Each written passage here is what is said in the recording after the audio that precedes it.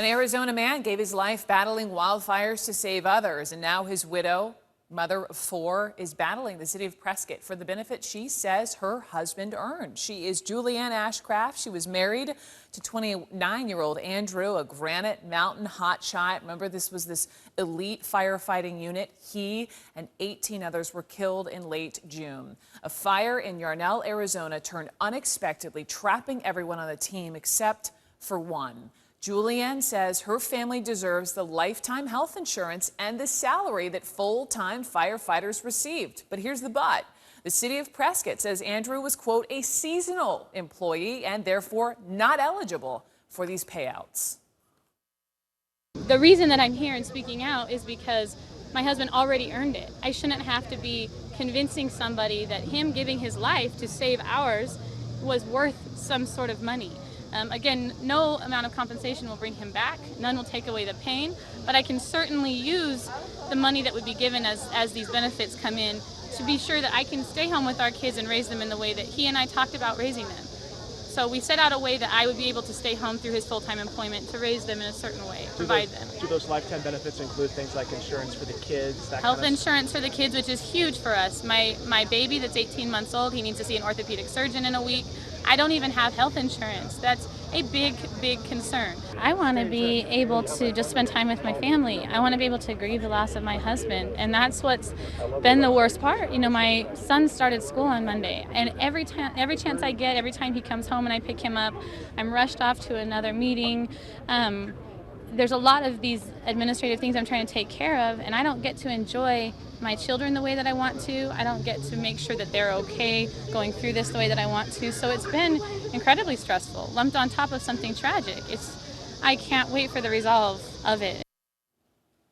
That is Julianne. This is what the city tells the newspaper here. Quote, the personnel files of these men clearly rebut the unfounded view that employment status and benefits of any of the firefighters were somehow altered or mishandled in a way that would cause any confusion. We've called the city of Prescott. We're waiting for a phone call back. But let me bring in our two legal our lawyers. You have Faith Jenkins here and Darren Kavanoki. So good to see both of you again. It's tough just thinking about this mom of four. You know, she doesn't want to sue, but she says she will if she's forced to. Faith, does she have a case?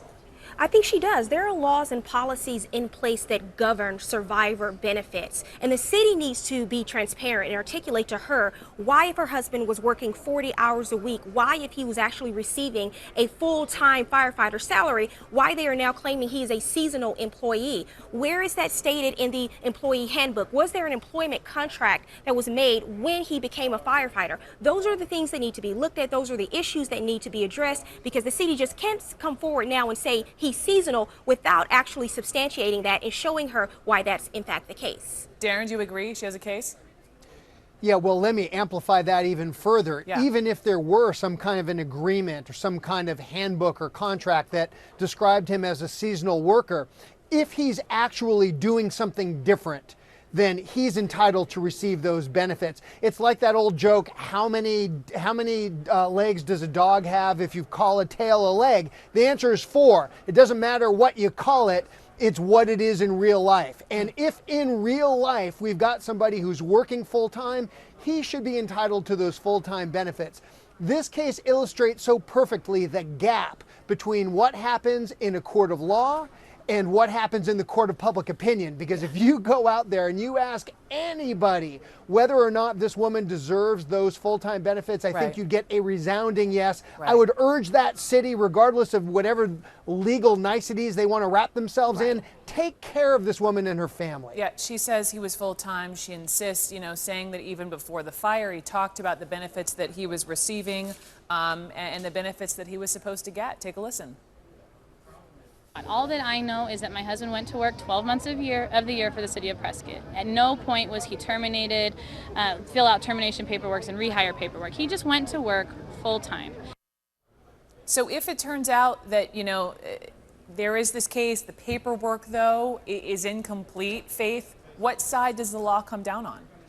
Well, they have to clearly define what is a seasonal employee and what that means. Because as Darren said, if he's working full time and he's working all of these hours, and then perhaps even if the paperwork is incomplete, I think they're going to go to his schedule. They're going to look at the fact that he was working these hours, he had a full time schedule, and that's the side that the law will come down on. Darren, 20 seconds. Final thought. Yeah, well, final thoughts is that the law should favor the employees who generally have little leverage against the city. And I think ultimately Faith is absolutely right. They're going to look behind whatever that paperwork was, and let's call this guy what he really was. If in fact he worked full-time year-round, then he's entitled to those benefits. That's it. Darren and Faith, thank you both very much. I should remind you, coming up on CNN, Jake Tapper will talk live to Julianne Ashcraft about this fight to get these benefits. That's on The Lead, starting in just about half an hour from now.